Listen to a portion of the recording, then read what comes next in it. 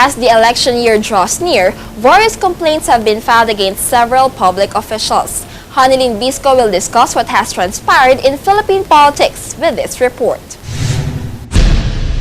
Manhid at palpak naman. Itutuloy ang daang matuloy. Ako po si Grace Poe, Pilipino. I was able to conquer cancer. Sinabi ko sa inyo, wala akong ambisyon.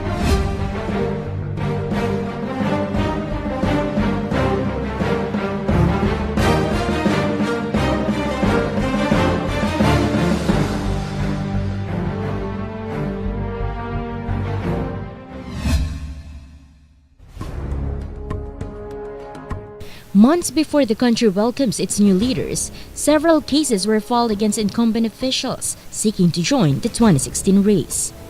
Most of these allegedly include members of the opposition. Before the Senate Blue Ribbon Subcommittee, Vice President Jejomar Binay faced the longest probe in connection with the anomalous contracts he supposedly entered into when he was still the mayor of Makati City. The overpricing issues covered the construction of Makati City Hall Building 2, Makati Science High School, and the birthday cakes given to the elderly. Binay, who remained mum on the corruption allegations, resigned from President Benigno Aquino III's cabinet and obtained low ratings in the previous presidential preference surveys. While the Ombudsman's office deemed that Binay is an impeachable official and that would continue if he wins the highest office, the Senate pointed out the difference between impeachment and immunity from suit. Despite the controversies, the Binays, who ruled almost 3 decades in Makati, continue to receive the support of their people. As the United Nationalist Alliance's standard-bearer accuses political rivals behind the said attacks, the ruling Liberal Party endorses Interior Secretary Manuel Maros II as its presidential candidate for next year's polls. This comes simply because the pals believed in Ros's capacity in continuing the reforms initiated under the principle of Daang Matuwid. Several weeks before the electoral bets filed their certificates of candidacy before the Commission on Elections, Independent Senator Grace Poe was wooed to be the running mate of LP standard-bearer. However, Poe has another aspiration. Poe made a pronouncement of her presidential bid after a series of consultations and declared Senator Francis Chis Escudero as her tandem. Even before the deadline of the filing of COC, Poe faced complaints from the petitioners seeking to unseat and to disqualify her both from the Senate and the presidential race. Though confident that she is a natural-born Filipino, the neophyte senator, also known as the adopted child of the late actor and then presidential hopeful Fernando Poe Jr., wished that a foundling like her could be entitled to the same right as others have. But the first and second divisions of the poll body recently ruled in favor of the petitions filed against the lady senator. Apart from Poe, Senator Miriam Defensor Santiago also expressed her intentions to join the presidential race by showing up during the week-long filing of COC at the poll body. Eventually, many were surprised when Santiago of the People's Reform Party confirmed her tandem with Senator Ferdinand Bongbong Marcos Jr. of the Nacionalista Party. The two officials bear that talks are going well between them and they are forming a loose coalition.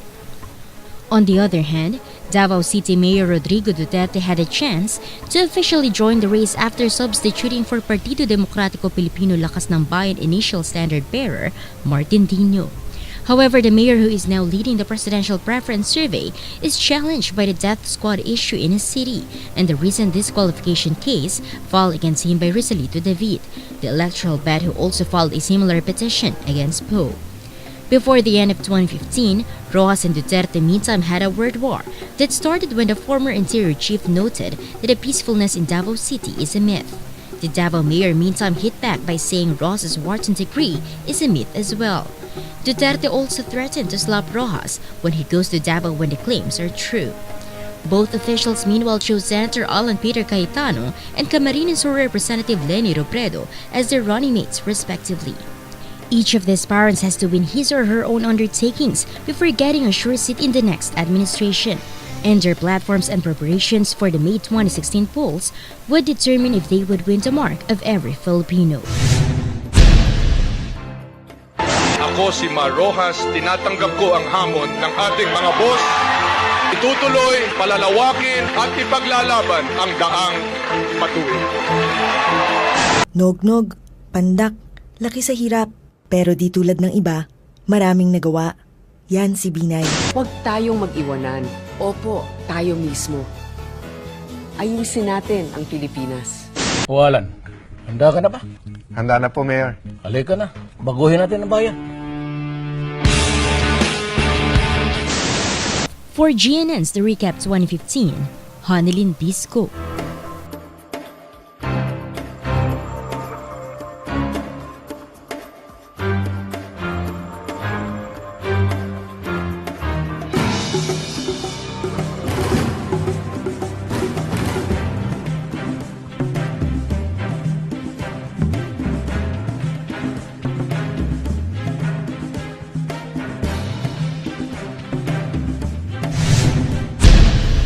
Some say the politics in the country is like a circus. Do you agree, Jeline and Rosa?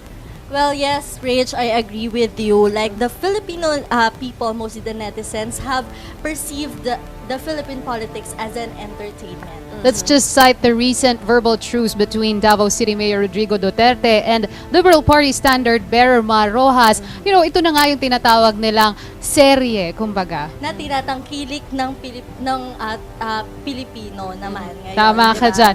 Ngayon, well, what's important now is that hindi yung mga patutsadahan nila o mga intrigahan nila. What matters is the substance of the politicians na naghahangad na mapunta sa isang mataas na posisyon dito sa ating bansa. Yeah, their platforms, their plans for the Filipino people, for the progress of the Philippines bilang the Philippine politics in 2015 has been the preparation for the 2016 polls. And with all these issues happening, siguro naman mas importante no na pagpahalagahan ng mga politiko natin kung ano ba talaga o pakita sa mga tao kung ano ba talaga yung pwede nilang maihatid na maganda, hindi lang puro intriga, 'di ba? Let's just hope for the best this coming elections. That's right. Aside from the happenings in the country, we have also witnessed critical and eventful stories that have left an impact in recent world history. Eunice Narido will give us a roundup of the notable events that shook the world.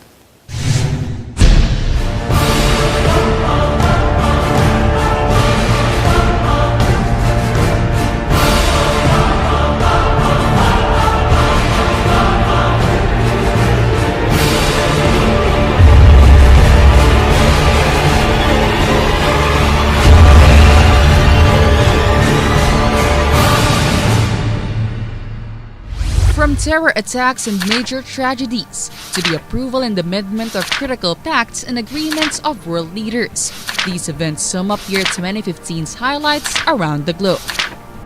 An early shocker for the year happened on January 7 as 12 people, including the top editor of satirical weekly magazine Charlie Hebdo, were killed by two masked gunmen following its publishing of a satirized cartoon of Prophet Muhammad. Meanwhile, in the African region, terrorist group Boko Haram has taken over Baga, Nigeria on January 8, burning the city and making deadly assaults, killing thousands of citizens. On January 20, Houthi rebels took control of the presidential palace complex in Yemen, which sparked coup threats. Yet another rebel attack happened when an Iranian general and 6 Hezbollah fighters were slain during an airstrike of Israeli forces on the Syrian section of Golan Heights. However, a day after the attacks, Israel and Hezbollah both issued statements that they are not interested in escalating the conflict. Meanwhile, in February, the Islamic State of Iraq and Syria or ISIS militants have performed a series of executions, including the burning of a Jordanian pilot and the 21 Egyptian Coptic Christians which the terrorist group simultaneously beheaded. On March 24, an Airbus A320-211 operated by low-cost carrier Germanwings crashes in the French Alps, killing 150 passengers on board. Later on, it was found out that co-pilot Andreas Lubitz, who was previously treated for suicidal tendencies, deliberately caused the crash. Meanwhile, despite interference by the U.S. Congress and the Israeli Prime Minister, Iran, the United States, Germany, and 4 other members of the United Nations Security Council agreed to have a comprehensive framework for the future of Iran's nuclear program on April 2nd. On the same date, a magnitude 7.8 earthquake struck Nepal and caused a total of 8,857 deaths and hundreds of fatalities in nearby countries India, China, and Bangladesh. On April 27 to 28, military forces from Nigeria have finally freed the 700 women and children held as hostages by the Boko Haram group. Meanwhile, similar to a breathtaking scene from a reality show was the last-minute temporary reprieve granted by the Indonesian government to Filipino overseas worker Mary Jane Veloso, who was supposed to be executed in Nusa Kambangan Island on April 29 for alleged drug smuggling. Another lighter news gave the world a break as the Duchess of Cambridge, Kate Middleton, gave birth to her second child named Charlotte on the 2nd of May. Meanwhile, the country of Ireland on May 22 became the first country to legalize same-sex marriage in a national referendum, with a vote turnout of 60.5%.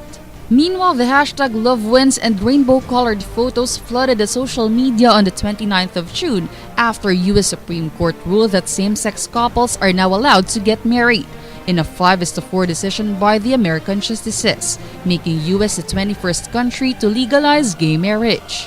On August 5, debris from the Malaysian Airlines Flight 370, which went missing since March 2014, was found in Reunion Island. Still in Asia, a bomb exploded in Erwan Shrine, a popular tourist spot in Bangkok, Thailand on August 17, killing 20 and injuring 123 people.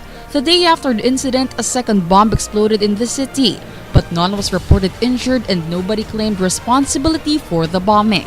On August 26, a live broadcast was interrupted as a local TV reporter and her cameraman in Virginia were shot dead while on air by their former colleague due to supposed racial comments by his former employer.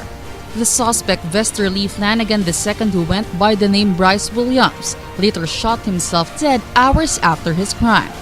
The first 2 weeks of October 2015 sparked the biggest conflict in years between Israel and Palestine, killing 32 Palestinians and 7 Israelis. Meanwhile, after 35 years of implementation of the one-child policy, China finally puts the policy to an end on October 29 and now allowed married couples to have 2 children to offset the aging workforce of the country.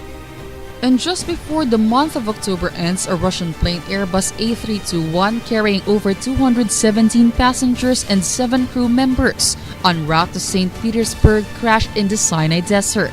Egypt's probe, however, yielded that the crash was not connected in any terrorist attacks. On November 13, 3 coordinated attacks by the ISIS militants in a concert hall, restaurants, and a soccer station have killed 129 and injured hundreds of people in the City of Lights, Paris. The said attacks were deemed as the worst violence in France since the Second World War. Yet another Russian aircraft, this time a warplane, crashes after Turkey shot it down, killing one of its 2 pilots. According to Turkish officials, the plane was shot as it ignored the repeated warnings not to cross over its airspace from Syria. Meanwhile, a historic event for world leaders happened to cap off the month of November as the United Nations climate change talks, attended by 30,000 diplomats and delegates, began in France to address the perennial problem of global warming. On December 12, the said climate change conference has agreed on a pact for the first time to reduce carbon emissions. And to cap off the year, the Miss Universe 2015 pageant was caught in a controversial mix-up during its coronation night, as host Steve Harvey announced Miss Colombia as the winner, but later on apologized and admitted that it was his mistake, crowning Miss Philippines as the official pageant champion in the end. These events that etched recent world history are hints to the destiny of individual nations and its relations with other countries in the coming years. The year 2016 would surely be a witness to great turnarounds as the world moves to the direction spurred by this year's events. For the Recap 2015, Eunice Narido.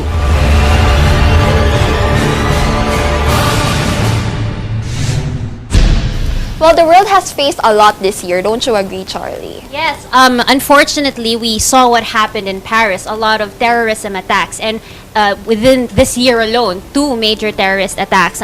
It goes to show that we need to be more careful where we go, and a lot of places are not safe anymore. And it's ironic that it happened in a first world country. You know, we never expected that it would happen in Paris, of all places, right, Jeline? Yes. On the other hand, you know, many people are fighting for so many things in life right now. Well, we cannot blame them. We all have different point of views, principles, beliefs. But, you know, everything just boils down into one thing. Kailangan natin ng respeto sa isa't isa. Kasi kapag hindi natin nirespeto kung ano yung belief or paniniwala ng isa't isa, yung isa magagalit, tapos yung isa lalaban.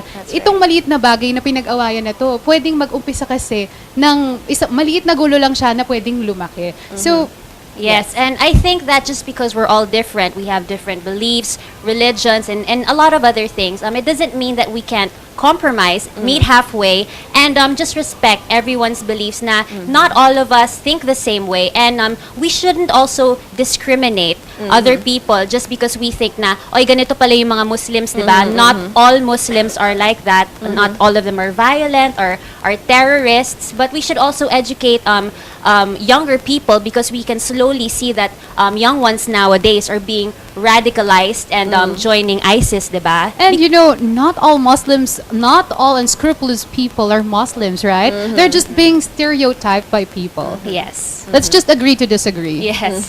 Good point, ladies. When we return, we will know the perceived winning tandem for the coming elections and more predictions for the year 2016. Stay tuned.